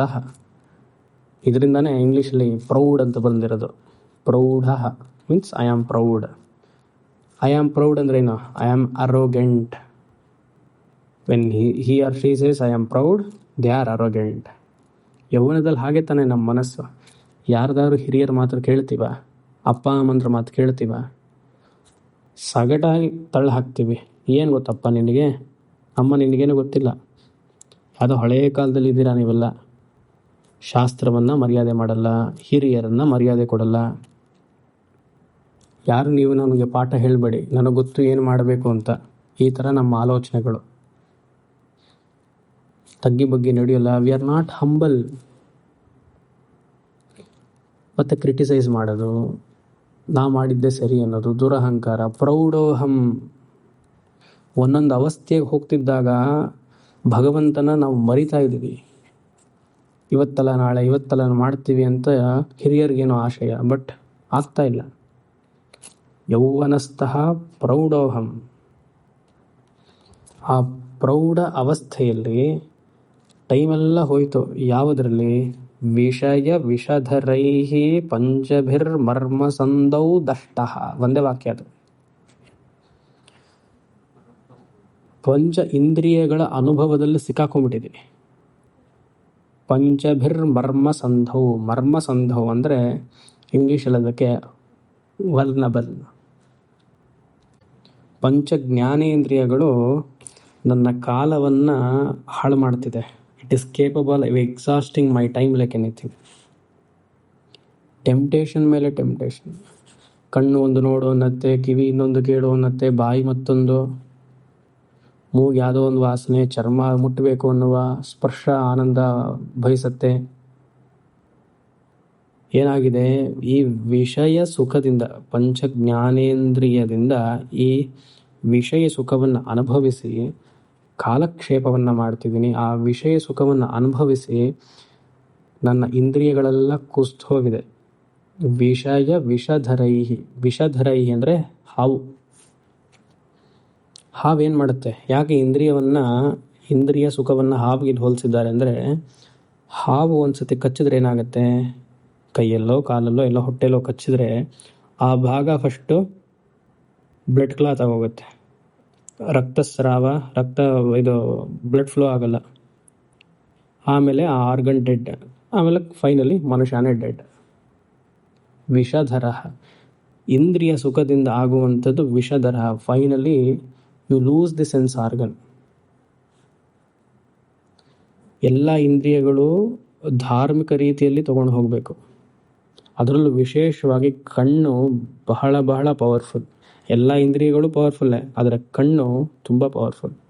ಅದನ್ನು ಸರಿಯಾದ ರೀತಿಯಲ್ಲಿ ನಾವು ಅದಕ್ಕೆ ದೃಶ್ಯಗಳನ್ನು ಕೊಡಲಿಲ್ಲ ಅಂದರೆ, we have to see only what has to be seen, or else it will create very bad impressions in the subconscious mind. ನಮ್ಮ ಸೂಕ್ಷ್ಮ ಮನಸ್ಸಿನಲ್ಲಿ ಒಳ್ಳೆಯದನ್ನು ನಾವು ನೋಡದೇ ಇದ್ದರೆ ಅದು ಗಾಢವಾಗಿ ನಿಂತ್ಕೊಂಡು ಬಿಡುತ್ತೆ. ಈಗ ನಾವು ಈ ಸೋಷಿಯಲ್ ಮೀಡಿಯಾ ಬಂದ ಮೇಲೆ ಅದೇ ತಾನೆ, ಪ್ರತಿಯೊಂದು ಚಿತ್ರಗಳನ್ನು ನೋಡೋದು, ಬೇಡದೇ ಇರೋದನ್ನು ನೋಡೋದು, ಅದು ಮನಸ್ಸಿನಲ್ಲಿ ಕೂಯಿತು ಅಂದರೆ visual impact is more registered in the conscious and subconscious mind than the other 5 sense organs or 4 sense organs. ಯೋಚನೆ ಮಾಡಿ. ಒಳ್ಳೆ ಸಾತ್ವಿಕವಾದ ದೃಶ್ಯವನ್ನು ನೋಡಬೇಕು, ಸಾತ್ವಿಕವಾದ ಮಾತನ್ನು ಕೇಳಬೇಕು, ಸಾತ್ವಿಕವಾದ ಆಹಾರವನ್ನು ಸ್ವೀಕರಿಸಬೇಕು, ಕಣ್ಣು ಹುಷಾರಾಗಿ ಇಟ್ಕೊಳ್ಬೇಕು. ಎಷ್ಟು ಜನಕ್ಕೆ 10 ನಿಮಿಷ ಕೂತು ಜಪ ಮಾಡಿ ಧ್ಯಾನ ಮಾಡಿ ಅಂದ್ರೆ ಆಗಲ್ಲ. 108 ಯಾವುದೋ ದೇವರ ನಾಮ ಮಾಡಿ ಅಂದರೆ ಒಂದು 40 ಆಗಿದ ತಕ್ಷಣ ಕಣ್ಣು ತೆಗೆದುಬಿಡ್ತಾರೆ. ಕಣ್ಣು ಮುಚ್ಚಿ ಮಾಡೋಕ್ಕಾಗೋದಿಲ್ಲ, ಅಲ್ಲಿ ನೋಡ್ತಾರೆ. ಕಾನ್ಸಂಟ್ರೇಷನ್ ಇರಲ್ಲ. ಯಾಕೆ? ಯಾವುದ್ಯಾವುದೋ ಬೇಡದೇ ಇರೋದನ್ನು ನೋಡಿ ಆ ಜಪ ಮಾಡಬೇಕಂದ್ರೆ ಮನಸ್ಸು ಕಾಮಾಗಿದ್ದಾಗ ಈ ಕೆಟ್ಟದೆಲ್ಲ ಆಚೆ ಬರುತ್ತೆ. ಬಿಡಲ್ಲ. ಆವಾಗ ಕೆಟ್ಟದ್ದೆಲ್ಲ ಆಚೆ ಬಂದಾಗ ಏನಾಗುತ್ತೆ? ನ್ಯಾಚುರಲಾಗಿ ಕಣ್ಣು ಓಪನ್ ಮಾಡಿಬಿಡ್ತೀವಿ. ಆವಾಗ ಹೇಳ್ತೀವಿ, ನಾವು ಧ್ಯಾನ ಕೂತಾಗ ಸ್ವಾಮೀಜಿ ಏನೇನೋ ಯೋಚನೆಗಳು ಬರುತ್ತೆ. ಯಾಕೆ? ಕಣ್ಣು ತೆಗೆದಾಗ ಒಳ್ಳೇದು ನೋಡಿರಲ್ಲ, ನಾವು ಬೇಡದೇ ಇರೋದನ್ನು ನೋಡಿರ್ತೀವಿ. ಅದಕ್ಕೆ ಎಲ್ಲಿ ಕಣ್ಣು ಮುಚ್ತೀವೋ ಆಗ ಒಳಗಡೆ ಇರುವಂತಹ ದೃಶ್ಯಗಳು, ವೃತ್ತಿಗಳು ಎಲ್ಲ ಆಚೆ ಬರುತ್ತೆ. ಸಬ್ಕಾನ್ಷಿಯಸ್ ಮೈಂಡಲ್ಲಿ ಇರೋದೆಲ್ಲ ಕಾನ್ಷಿಯಸ್ ಮೈಂಡ್ ಬಂದಾಗ ಆವಾಗ ನಾವೇನು ಉಚ್ಚಾರಣೆ ಮಾಡ್ತಿದ್ದೀವಿ, ಜಪಾನೋ ಅಥವಾ ಏನು ಧ್ಯಾನ ಮಾಡ್ತಿದ್ದೀವಿ, ಅದು ಕಾನ್ಸಂಟ್ರೇಟ್ ಮಾಡೋಕ್ಕಾಗಲ್ಲ. 10 ನಿಮಿಷ ನಮಗಾಗಲ್ಲ. ಸೋಷಿಯಲ್ ಮೀಡಿಯಾ ಮಾಡಿರುವಂತಹ ತೊಂದರೆ ಯುವ ಅವಸ್ಥೆಯಲ್ಲಿ, ಇಲ್ಲಿ ಯುವ ಅಂದಿದ ತಕ್ಷಣ ನೀವು 15 25 ಅಂದ್ಕೊಳ್ಬೇಡಿ. ಈಗ ಯುವ ಅವಸ್ಥೆಯನ್ನು 45ರವರೆಗೂ ತರಬೇಕು, 45-50ರವರೆಗೂ ತರಬೇಕು. ಇವಾಗ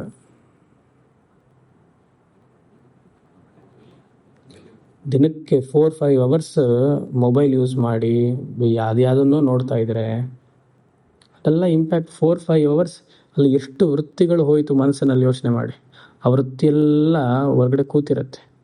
ಯಾವಾಗ ನೀವು ಜಪಧ್ಯಾನ ಮಾಡ್ತೀರಿ ಅಂದ ತಕ್ಷಣ ಎಲ್ಲ ಆಚೆ ಬರುತ್ತೆ.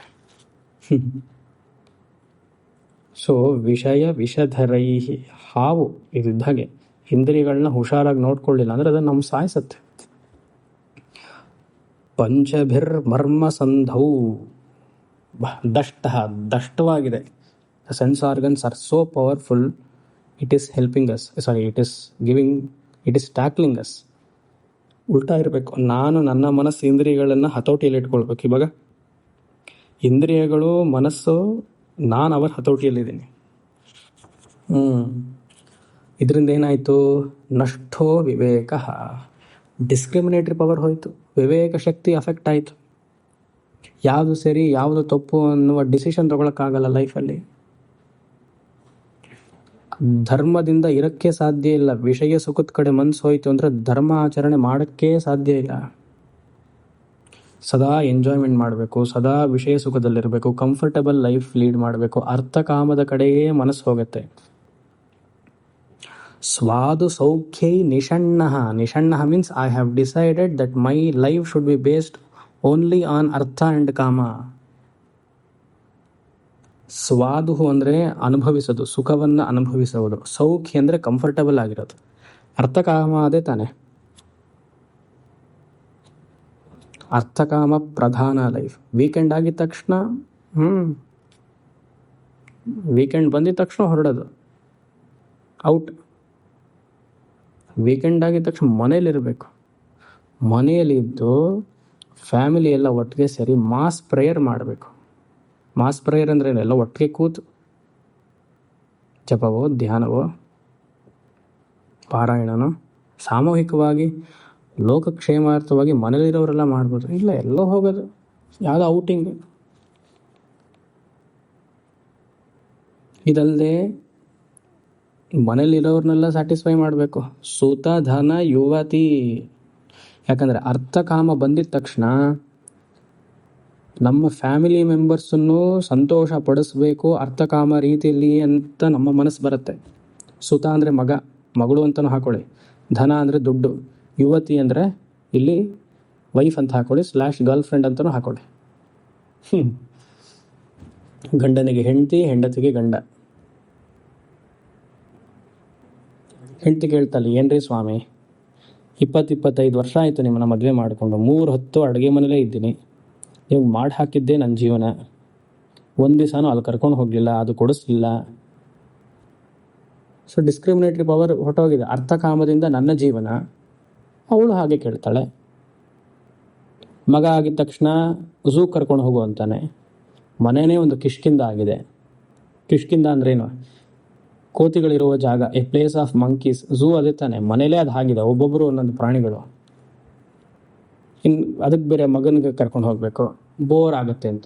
ಧರ್ಮದಲ್ಲಿ ಇದ್ದಾಗ ಇದೆಲ್ಲ ಬೋರ್ ಅನ್ನೋ ಮನಸ್ಸು ಬರೋದೇ ಇಲ್ಲ ನಮಗೆ. ಧರ್ಮ ಆಚರಣೆ ಇದ್ದಾಗ ಬೋರ್ ಅನ್ನೋ ಕಾನ್ಸೆಪ್ಟೇ ಇರಲ್ಲ. ಎಲ್ಲಿ ಅರ್ಥಕಾಮ ಬರುತ್ತೋ ಹೊರಗಡೆ ಹೋಗಬೇಕು, ಅದು ನೋಡಬೇಕು, ಅದು ತಿನ್ನಬೇಕು, ಹೀಗೆ ಮಾಡಬೇಕು ಅಂತ ಅನ್ಸುತ್ತೆ. ಯೋಚನೆ ಮಾಡಿ. ಸುತ ಧನ ಯುವತಿ ಸ್ವಾದು ಸೌಖ್ಯೇ ನಿಷಣ್ಣ. ಹೊರಗಡೆ ಹೋಗಬೇಕು, ಹೊರಗಡೆ ಹೋಗಿ ವಿಷಯ ಸುಖವನ್ನು ಮಾಡುವುದೇ ಜೀವನದ ಪರಮ ಪುರುಷಾರ್ಥ ಅಂತ ಎಲ್ಲರೂ ಅಂದ್ಕೊಂಡ್ಬಿಟ್ಟಿದ್ದಾರೆ ಇವಾಗ. ದೇವಸ್ಥಾನಕ್ಕೆ ಹೋಗಬೇಕು, ಮಠಕ್ಕೆ ಹೋಗಬೇಕು, ಗುರುಗಳನ್ನ ಭೇಟಿ ಮಾಡಬೇಕು, ಸತ್ಸಂಗ ಮಾಡಬೇಕು ಅಂತ ಯಾರಿಗೂ ಇಲ್ಲ ಮನಸ್ಸು ಇವಾಗ. ವೀಕೆಂಡ್ ಆಯಿತು ಅಂದರೆ ಹೋಗೋದು ಅಷ್ಟೆ. ಕೊರೋನಾ ಕಮ್ಮಿ ಆಗ್ತಾ ಇದ್ದಾಗ ಇವಾಗ ನೋಡಿ ಎಲ್ಲ ರೆಸಾರ್ಟು ಫುಲ್ಲು ಇರಲಿ. ಇದೆಲ್ಲ ಶಂಕರಾಚಾರ್ಯರು ಹೇಳ್ತಿರೋದು, ನಾನು ಅನ್ಕೊಂಬಿಡಿ. ಪ್ರೌಢೋಹಂ ಅಂತ ಶುರು ಮಾಡಿದ್ವಿ. ಸುತ ಧನ ಯುವತಿ ಸ್ವಾಧು ಸೌಖ್ಯೇ ನಿಷಣ್ಣ. ಕೊನೆಗೇನು? ಶೈವೀ ಚಿಂತಾ ವಿಹೀನಂ. ಶೈವೀ ಚಿಂತ ಅಂದರೆ ಶಿವಚಿಂತ, ವಿಹೀನಂ ಒಂದು ಸತಿಯು ಇಷ್ಟೆಲ್ಲ ಮಾಡ್ತೀನಿ, ಶಿವಚಿಂತೆಯೇ ಇಲ್ಲ, ಶಿವನಾಮಸ್ಮರಣೆಯೇ ಇಲ್ಲ, ಶಿವ ಜಪವೇ ಇಲ್ಲ, ಶಿವ ಧ್ಯಾನವೇ ಇಲ್ಲ. ಶೈವೀ ಚಿಂತಾ ವಿಹೀನಂ. ಆದರೆ ಮಮ ಹೃದಯ ಮಹೋ, ನನ್ನ ಮನಸ್ಸು ಒದ್ದೆ ಆಗಿಬಿಟ್ಟಿದೆ. My mind is soaked with what? ಮಾನ ಗರ್ವಾಧಿರೂಢಂ. ಮಾನ ಅಂದರೆ ಪ್ರೈಡ್. 13th ಚಾಪ್ಟರ್ ಗೀತಾ ನಾಪಕ ಬರಬೇಕು.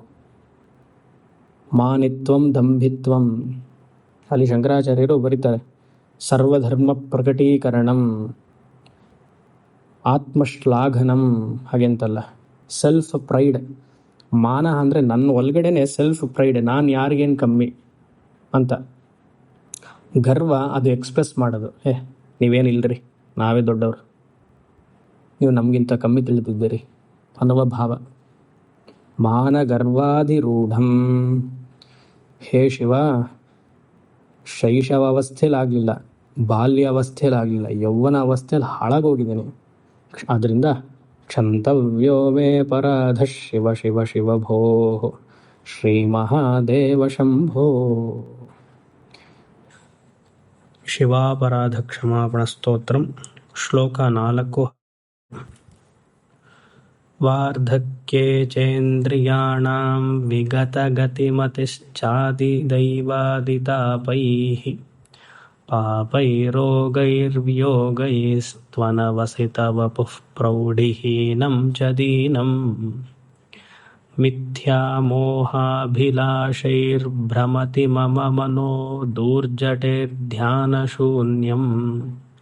ಕ್ಷಂತವ್ಯೋ ಮೇ ಪರಾಧಃ ಶಿವ ಶಿವ ಶಿವ ಭೋ ಶ್ರೀ ಮಹಾದೇವ ಶಂಭೋ. 3 ಹಂತವನ್ನು ನೋಡಿದ್ವಿ. ಶೈಶವ ಅವಸ್ಥಾ, ಬಾಲ್ಯ ಅವಸ್ಥಾ, ಯೌವನ ಅವಸ್ಥಾ. 4ನೇದು ಕೊನೆಯದು ವಾರ್ಧಕ್ಯ ಅವಸ್ಥಾ, ಓಲ್ಡ್ ಏಜ್. ವಯಸ್ಸಾದಮೇಲೆ ನಮಗೆಲ್ಲ ಹೇಗೆ ಅಂದರೆ ಬಹಳ ಅನುಭವ ಆಗಿರುತ್ತೆ. ಚಿಕ್ಕ ವಯಸ್ಸಿನ ಅನುಭವ ಎಲ್ಲ ಆಗಿರುತ್ತೆ. ಸಾಕಷ್ಟನ್ನು ನೋಡಿರ್ತೀವಿ. ಅದಕ್ಕೆ ಹೇಳ್ತಾರಲ್ಲ, ಒಬ್ಬ ಮನುಷ್ಯನಿಗೆ 40 ವರ್ಷ ಆಗಬೇಕು, ಆದಾಗ ಅವನಿಗೆ ಎಲ್ಲ ಅನುಭವಗಳು ಗೊತ್ತಾಗುತ್ತೆ ಹಾಗಂತ. ಇದು 40 ಅಲ್ಲ, 60 ಆಗೋಗಿರುತ್ತೆ. ವಾರ್ಧಕ್ಯ ಅನ್ನೋದು ಇವಾಗ 60ರ ನಂತರ.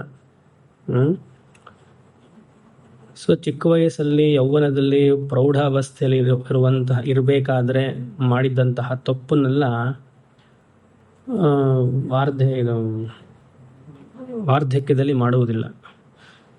ಇನ್ನು ಕೊನೆಯ ಹಂತ, ಹೇಗೋ ಜೀವನವನ್ನು ಚೆನ್ನಾಗಿ ನಡೆಸ್ಕೊಂಡು ಹೋಗೋಣ, ಧರ್ಮದಿಂದಿರೋಣ ಅನ್ನುವ ಆಸೆ ಇರುತ್ತೆ, ಆಕಾಂಕ್ಷೆಯೂ ಇರುತ್ತೆ. ಆದರೆ ಏನು ಮಾಡೋದು, ಅವಾಗ ಇಂದ್ರಿಯಗಳು ಪುಷ್ಟವಾಗಿರಲ್ಲ. ಯೌವನದಲ್ಲಿ ಇದ್ದಾಗ ಮನಸ್ಸು ಬೇರೆ ಕಡೆ ಹೋಗುತ್ತೆ. ವಾರ್ಧಕ್ಯದಲ್ಲಿ ಅನುಭವ ಇದ್ದು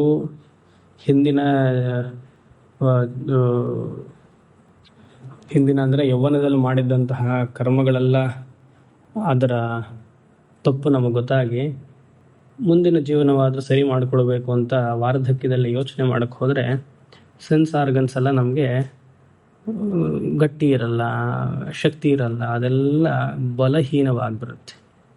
ಅಲ್ಲಿ ಹೇಳ್ತಾರೆ ನೋಡಿ, ವಾರ್ಧಕ್ಯ ಇಂದ್ರಿಯಾಣ ವಿಗತ ಗತಿವತಃ ವಿಗತ ಗತಿಮತಿಹಿ. ಮತಿಹಿ ಅಂತಿದೆ, ಅದರ ಬೆಟರ್ ರೀಡಿಂಗ್ ಮತಃ ಅಂತಿದೆ, ಒಳ್ಳೇದು. ಮತಿ ಓಕೆ, ಬಟ್ ಬೆಟರ್ ಇಸ್ ಮತಃ. ವಿಗತ ಗತಿ ಮತಃ. ಗತಿ ಅಂದರೆ ಡೈರೆಕ್ಷನ್. ಸೆನ್ಸ್ ಆರ್ಗನ್ಸ್, ಇಂದ್ರಿಯಗಳನ್ನೆಲ್ಲ ಒಂದು ದಾರಿಯಲ್ಲಿ ತಗೊಂಡು ಹೋಗಬೇಕು ಅನ್ನುವ ಆಲೋಚನೆ ವಾರ್ಧಕ್ಯದಲ್ಲಿರುತ್ತೆ. ಆದರೆ ಸೆನ್ಸ್ ಆರ್ಗನ್ಸ್ ಹೋಗಲ್ಲ, ಯಾಕಂದರೆ ಬಲಹೀನವಾಗಿಬಿಡುತ್ತೆ. ವಿಗತಃ ಅಂದರೆ ಎಲ್ಲ ಕ್ಷೀಣಿಸ್ಬಿಡುತ್ತೆ. ಪ್ರತಿಯೊಂದು ಅಂಗಾಂಗಗಳು, ಕರ್ಮೇಂದ್ರಿಯಗಳು, ಜ್ಞಾನೇಂದ್ರಿಯ ಎಲ್ಲ ಚಿಕ್ಕ ವಯಸ್ಸಲ್ಲಿದ್ದಾಗಿರಲ್ಲ. ಹೌದು ಅಲ್ವಾ? ನಾವೆಲ್ಲ ನೋಡಿರ್ತೀವಲ್ಲ, ನಮ್ಮ ಮನೆಯಲ್ಲೇ ತಾತಂದ್ರನ್ನ, ಅಜ್ಜಿಯಂದ್ರನ್ನೆಲ್ಲ ನೋಡ್ತೀವಿ, ತಂದೆ ತಾಯಿನೆಲ್ಲ ನೋಡಿರ್ತೀವಲ್ಲ. ಯಾವುದು ಸರಿಯಾದ ಆರ್ಡರಲ್ಲಿರಲ್ಲ. ಕಣ್ಣು ಸರಿಯಾಗಿ ಕಾಣಿಸಿದ್ರೆ ಕಿವಿ ಸರಿಯಾಗಿ ಕೇಳಿಸಲ್ಲ, ಇಲ್ಲ 5 ಔಟು, ಇಲ್ಲ ಯಾವುದೋ ಒಂದು ಏರುಪೇರು. ವಿಗತ ಗತಿವತಃ ಅಂದರೆ ಆ ಗತಿ, ಆ ಡೈರೆಕ್ಷನ್ ಮತ್ತು ಬಲಹೀನತೆ ಪ್ರಬಲವಾಗಿರುತ್ತೆ ವಾರ್ಧಕ್ಯದಲ್ಲಿ. ಅಷ್ಟೇ ಅಲ್ಲ, ಆದಿದೈವಾದಿ ತಾಪ ಅಂದರೆ ತಾಪತ್ರಯಗಳು.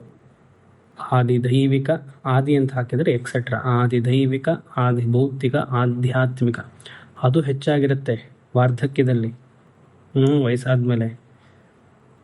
ವಯಸ್ಸಾದ್ಮೇಲೆ ಚಳಿಗಾಲ, ನವಂಬರ್ ಡಿಸೆಂಬರ್ ಎಲ್ಲ ಬಂದರೆ ಅಜ್ಜಿ ತಾತಂದ್ರನ್ನ ನೋಡಿ, ಇಲ್ಲ ನಿಮ್ಮ ಮನೇಲೆ ತಂದೆ ತಾಯಿಂದ್ರನ್ನ ನೋಡಿ. ಬಚ್ಚಿನ ಮನೆಗೆ ಹೋದರೆ ಬಾತ್ರೂಮ್ಗೆ ಹೋಗಿ ಕಾಲಿಗೆ ನೀರು ಹಾಕೊಳ್ಳೋಕ್ಕಾಗಲ್ಲ, ಅಷ್ಟು ಚಳಿ, ಕೊರತ ಅಂತಾರೆ. ಇನ್ನು ವಯಸ್ಸಾದವ್ರಿಗೆ ಹೇಗೆ ಗತಿ? ಅಜ್ಜಿ ತಾತಂದ್ರಿಗೆ ಆದಿದೈವಂ, ವೆದರ್ ಚೇಂಜಸ್ ದೆ ಕೆನಾಟ್ ಎಕ್ಸೆಪ್ಟ್. ಆದಿಭೌತಿಕಂ, ನಮ್ಮ ಸುತ್ತಮುತ್ತಲ ಪಾಪ ತಾತ ಹೊರಗಡೆ ಪೋರ್ಟಿಕೋಲಿ ಸಂಜೆ ಮೇಲೆ ಏನೋ ಕಿವಿಗೆ ಹಾಕೊಂಡು ಯಾವುದೋ ಶ್ಲೋಕವೋ ಮಂತ್ರವೋ ಕೇಳಿದ್ರೆ ಪಕ್ಕದ ಮನೆ ಹುಡುಗರು ಆಟ ಆಡ್ತಿರ್ತಾರೆ, ಬಾಲ್ ಬಂದು ಅಲ್ಲಿ ಬೀಳುತ್ತೆ, ಜೋರಾಗಿ ಕಿರಿಸ್ಕೊಳ್ಬೇಡಿಯಪ್ಪ ಅಂತ ಕೇಳಬೇಕು, ಅವ್ರು ಕೇಳಲ್ಲ ಆ ಮಾತು. ಇದೆಲ್ಲ ತೊಂದರೆ ವಾರ್ಧಕ್ಯದಲ್ಲಿ. ಆಚೆ ಹೋಗೋಕ್ಕಾಗಲ್ಲ, ಯಾರ ಮೇಲೆ ಆದರೂ ಡಿಪೆಂಡ್ ಆಗಬೇಕಾಗುತ್ತೆ. ಆಧ್ಯಾತ್ಮಿಕ, ವಯಸ್ಸಾದ್ಮೇಲೆ ನಮ್ಮ ಶರೀರವೇ ಬಲಹೀನತೆ ಇರೋದ್ರಿಂದ ಬೆಳಗ್ಗೆ ಬೇಗ ಹೇಳೋಕ್ಕಾಗಲ್ಲ. ಬಾತ್ರೂಮ್ಗೆ ಯಾವ್ದಾದ್ರು ಒಬ್ಬರನ್ನ ಸಹಾಯ ಬೇಕು ಕರ್ಕೊಂಡು ಹೋಗೋಕ್ಕೆ. ಮೆಮೊರಿ ಲಾಸ್ ಇರುತ್ತೆ. ಎಲ್ಲ ಸಂಬಂಧಿಕರನ್ನ ನೋಡಿ ಗುರುತು ಹಿಡಿಯೋದು ಬಹಳ ಕಷ್ಟ. ಅದನ್ನು ಇಲ್ಲಿ ಶಂಕರರು ಹೇಳ್ತಾರೆ, ಆದಿ ದೈವಾದಿ ತಾಪೈಹಿ. ಅಷ್ಟೇ ಅಲ್ಲ, ಪಾಪೈಃ ರೋಗೈಃ ಅನವಸಿತ ವಪುಹು. ವಪುಹು ಅಂದರೆ ಶರೀರ, ಅನವಸಿತ ಅಂದರೆ ಕೂತ್ಕೊಳ್ಳೋದೊಂದು ಪ್ರಾಜೆಕ್ಟು, ನಿಂತ್ಕೊಳ್ಳೋದೊಂದು ಪ್ರಾಜೆಕ್ಟ್. ವಯಸ್ಸಾದ್ಮೇಲೆ ಕೂತ್ಕೊಂಡು ಹೇಳ್ಬೇಕಂದ್ರೆ ಮಂಡಿ ನೋವೆಲ್ಲ ಅಷ್ಟಿರುತ್ತೆ, ಎಲ್ಲ ಟಪ್ ಟಪ್ ಅಂತ ಶಬ್ದ ಮಾಡುತ್ತೆ. ಅದ್ರ ಜೊತೆಗೆ ರೋಗಗಳು, ರೋಗೈಹಿ ಪಾಪೈಹಿ. ಇಲ್ಲಿ ಪಾಪ ಅಂದರೆ ಪಾಪ ಅಲ್ಲ, ಇಲ್ಲಿ ಪಾಪ ಅಂದರೆ ಒಂದು ಸಂಕುಚಿತ ಮನೋಭಾವ, ಇಲ್ಲಾಂದರೆ ಇಂಗ್ಲೀಷಲ್ಲಿ ಹೇಳ್ಬೇಕಂದ್ರೆ ಗಿಲ್ಟಿ ಫೀಲಿಂಗ್. ಗಿಲ್ಟಿ ಫೀಲಿಂಗ್ ಏನು? ಒಂದು ಸ್ವಂತ ಮನೆ ಮಾಡಲಿಲ್ಲ, ಹಣವನ್ನು ಸೇವ್ ಮಾಡಲಿಲ್ಲ, ಮಕ್ಕಳು ಮೊಮ್ಮಕ್ಕಳಿಗೆ ಕೊಡಲಿಲ್ಲ, ವಿಲ್ ಬರೆದಿಡಲಿಲ್ಲ, ಇದೆಲ್ಲ ಇರುತ್ತೆ ವಯಸ್ಸಾದ್ಮೇಲೆ. ಇದೆಲ್ಲ ಯೋಚನೆ ಬರುತ್ತೆ. ಶಂಕರರಾಗಲೇ ಬರೆದಿಟ್ಬಿಟ್ಟು ಹೊಟ್ಟೋದ್ರು. ಅವ್ರು ಶಂಕರರಿ ಶ್ಲೋಕವನ್ನು ಬರೀಬೇಕಂದ್ರೆ ಅವ್ರಿಗೆ ಎಷ್ಟೋ ಒಂದು 14-15 ವಯಸ್ಸಿರುತ್ತೆ. ಅವರು ವಾರ್ಧಕ್ಯದಲ್ಲಿ ಏನಾಗ್ಬೋದು ಪ್ರತಿಯೊಬ್ಬ ಮನುಷ್ಯನಿಗೂ ಅಂತ ಬರೆದಿಟ್ಟು ಹೋಗಿದ್ದಾರೆ ನೋಡಿ. ಆ ಗಿಲ್ಟಿ ಫೀಲಿಂಗ್ ಪ್ರತಿಯೊಬ್ಬರಿಗೂ ಇರುತ್ತೆ. ವಿಯೋಗೈ ಅಂದರೆ ಸಪೋಸ್, ಎಷ್ಟು ಚೆನ್ನಾಗಿ ಹಾಕಿದ್ದಾರೆ. ಸಪೋಸ್ ನನ್ನ ಶರೀರ ತುಂಬ ಗಟ್ಟಿಮುಟ್ಟಿಯಾಗಿದ್ದು, ವಯಸ್ಸಾದ ಮೇಲೂ ದೃಢವಾಗಿದ್ದು, ಯಾರ ಹಂಬಲದಲ್ಲೂ ಇಲ್ಲದೆ, ಯಾರ ಸಹಾಯವನ್ನು ತಗೊಳ್ದೆ, ನಾನೇ ಬಾತ್ರೂಮ್ಗೆ ಹೋಗಿ ಬಂದು, ನಾನೇ ಊಟ ಮಾಡಿ, ನಿತ್ಯ ಪೂಜೆ ಎಲ್ಲ ನಾನೇ ಮಾಡಿಕೊಂಡು ಇದ್ದೆ ಅಂತ ಅನ್ನೋ ಪಕ್ಷದಲ್ಲಿ it is the greatest blessing ಅಲ್ವಾ? ಆ ಥರ ಇದ್ದರೆ ವಿಯೋಗೈಹಿ, ನನ್ನ ಚಿಕ್ಕವರು ಅಂದರೆ ನಾವು ವಯಸ್ಸಾದ್ಮೇಲೆ ತಾತ ಮಗನ ಮೊಮ್ಮಕ್ಕಳನ್ನೆಲ್ಲ ಸಾಯೋದು ನೋಡಬೇಕಾಗತ್ತೆ. ನನಗೆ ದೀರ್ಘಾಯುಷ್ಯ ಭಗವಂತ ಕೊಟ್ಬಿಟ್ರೆ ನನ್ನ ಕೆಳಗಿನವರು, ನನ್ನ ಮಕ್ಕಳು, ನನ್ನ ಮೊಮ್ಮಕ್ಕಳನ್ನೆಲ್ಲ ಹೋಗೋದನ್ನು ನೋಡ್ಬೇಕು. ಅದು ಒಂದು ದುಃಖ, ಬೇಜಾರು. ಯಾವುದೇ ಥರದಲ್ಲೂ ಬೇಜಾರೆ. ನನ್ನ ಶರೀರ ಬಲವಾಗಿಲ್ಲ ಅಂದರೆ ಇನ್ನೊಬ್ಬರ ಸಹಾಯ, ಅದು ಒಂದು ಮನಸ್ಸಿಗೆ ಬೇಜಾರು. ನನ್ನ ಶರೀರ ದಷ್ಟಪುಷ್ಟಿಯಾಗಿದ್ದರೆ ಮಕ್ಕಳು ಮೊಮ್ಮಕ್ಕಳೆಲ್ಲ ನನ್ನ ಕಣ್ಮುಂದೆ ಹೋಗೋದು ನೋಡೋಕ್ಕಾಗಲ್ಲ, ಅದೊಂದು ಬೇಜಾರು. ನೋಡಿ, ರೋಗೈಹಿ ಪಾಪೈಹಿ ವಿಯೋಗೈಹಿ. ಅವ್ರನ್ನ ನಮ್ಮಿಂದ ದೂರ ಆಗೋದನ್ನು ನೋಡೋಕ್ಕಾಗಲ್ಲ.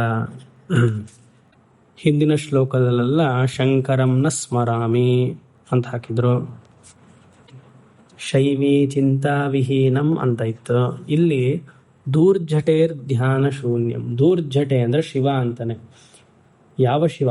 ತಪಸ್ವಿ ಶಿವ, ಧ್ಯಾನ ಯೋಗದಲ್ಲಿ ಇರುವಂತಹ ಶಿವ, ವೈರಾಗ್ಯ ಪುಂಜವಾದ ಶಿವ. ಜಟ ಅಂದರೆ ಏನು? ಇಂಗ್ಲೀಷಲ್ಲಿ ಮ್ಯಾಟೆಡ್ ಲಾಕ್ಸ್. ನಮಗೆ ಜಟ ಅಂದರೆ ಕನ್ನಡದಲ್ಲೂ ಅದೇನೆ. ಜಟೆಯ ಸಂಕೇತ ವೈರಾಗ್ಯದ ಸಂಕೇತ. ಶಿವ ಜಟಾಧಾರಿ ಆಗಿದ್ದಾನೆ ಅಂದರೆ ಅವನಿಗೆ ವೈರಾಗ್ಯ ಬಂದಿದೆ ಅಂತ. ದೂರ್ಜಟೆ ಅಂದರೆ ಆ ಕೂದಲುವನ್ನು ಸುಮಾರು ವರ್ಷ ಬಿಟ್ಟು ಅದು ಜಟೆಯಾಗಿ ಅದನ್ನು ಇವಾಗ ನೀರು ಹಾಕಿ ಕ್ಲೀನ್ ಮಾಡೋಕ್ಕೂ ಆಗಲ್ಲ. ಅದು ಇವಾಗ ಕಪ್ಪುದ್ದಿರೋದು ಕೆಂಪಾಗೋಗಿದೆ, ಇಲ್ಲ ಗೋಲ್ಡನ್ ಕಲರ್ ಆಗೋಗಿದೆ. ಹರಿಕೇಶಾಯ ನಮೋ ನಮಃ. ಅದಕ್ಕೆ ಸನ್ಯಾಸಿಗಳಿಗೆ ಎರಡೇ ಇರೋದು, ಹುಣ್ಣಿಮೆಗೆ ವಪನ, 2 ಮಾಸದಲ್ಲಿ ಬರುವಂತಹ ಒಂದು ಹುಣ್ಣಿಮೆ. ಅಂದರೆ ಪ್ರತಿಯೊಂದು ಬರುತ್ತೆ, ನಮಗೆ ಹೇಳೋದು 2 ತಿಂಗಳಲ್ಲಿ ಆಗಿರುವಂತಹ ಒಂದು ಹುಣ್ಣಿಮೆ, ಅಲ್ಲಿ ವಪನ ಮಾಡಿಸ್ಕೊಳ್ಬೇಕು ಪೂರ್ತಿ. ಇಲ್ಲ ವಪನ ಮಾಡಿಸ್ಕೊಳ್ಳೇಬಾರ್ದು, ಶರೀರ ಬೀಳೋವರೆಗೂ ಹಾಗೆ ಕೂದಲನ್ನು ಬಿಟ್ಟಿರಬೇಕು, ಜಟೆಯನ್ನು ಬಿಡಬೇಕು. ಅದು ಹಾಫ್ ಕಟ್ ಟ್ರಿಮ್ ಅದೆಲ್ಲ ಇಲ್ಲ, ಶಾಸ್ತ್ರ ಅದೆಲ್ಲ ಹೇಳಿಲ್ಲ. Either full shave or no shave, no trimming business. ಗೃಹಸ್ಥರಿಗೂ ಶಿಖಾ ಬಿಡಕ್ಕೆ ಹೇಳಿರೋದು. ಯಥಾಶಕ್ತಿ ಅಂದ್ರೇನು? ಶಿಖೆ ಎಷ್ಟಿದೆಯೋ ಅಷ್ಟು ಮಾತ್ರ, ಮಿಕ್ಕಿದವರು ಇದೆಲ್ಲ ಕ್ಷೌರವನ್ನು ಮಾಡಿಸ್ಬೇಕು. ಆದರೆ ಪಾಪ ಗೃಹಸ್ಥರು ಅದು ಮಾಡಲ್ಲ ಬಿಡಿ. ಗೃಹಸ್ಥರ ಕತೆ ನೋಡಿದ್ವಲ್ಲ ಹಿಂದಿನ ಶ್ಲೋಕದಲ್ಲಿ. ಪ್ರತಿಯೊಂದು ಆಶ್ರಮದಲ್ಲಿಯೂ ಈ ತೊಂದರೆ ಇದೆ. ಭಗವಂತನ ನಾಮಸ್ಮರಣೆಯೇ ಇಲ್ಲ ನಮಗೆ. ಏನಾಗತ್ತೆ ಅವಾಗ? ಇದೇ ಗತಿ. ಮಿಥ್ಯಾ ಮೋಹಾಭಿಲಾಷೈರ್ ಭ್ರಮತಿ ಮಮ ಮನಃ ದೂರ್ಜಟೇರ್ ಧ್ಯಾನ ಶೂನ್ಯಂ. ದೂರ್ಜಟೆ ಅಂದರೆ ಧ್ಯಾನದ ಶಿವ, ಜಟಾಧಾರಿ ಶಿವ. ತೂಹು ಅಂದರೆ ಅದು ಬಣ್ಣ ಬದಲಾಗಿದೆ, it has become grey or golden colour. ಇದೇ ಫಾರಿನಲ್ಲಿ ಹೋದರೆ ಅದು ಬ್ಲಾಂಡ್ ಅಂತಾರೆ. ಆಲ್ರೆಡಿ ಶಿವನ ತಲೆ ಮೇಲಿದೆ ಆ ಕಲರ್. ಅಲ್ವಾ? ಧೂರ್ಜಟೆ ಧ್ಯಾನ ಶೂನ್ಯಂ. ಈ ಥರ ಇದ್ದಾಗ ವಾರ್ಧಕ್ಯದಲ್ಲೂ ಭಗವಂತನ ಜ್ಞಾಪಿಸ್ಕೊಳಕ್ಕಾಗಲಿಲ್ಲ. ಪರಮೇಶ್ವರ ದಯವಿಟ್ಟು ಕ್ಷಮಿಸು, ನನ್ನನ್ನು ಕಾಪಾಡು. ಕ್ಷಂತವ್ಯೋ ಮೇ ಪರಾಧ ಶಿವ ಶಿವ ಶಿವ ಭೋ ಶ್ರೀ ಮಹಾದೇವ ಶಂಭೋ.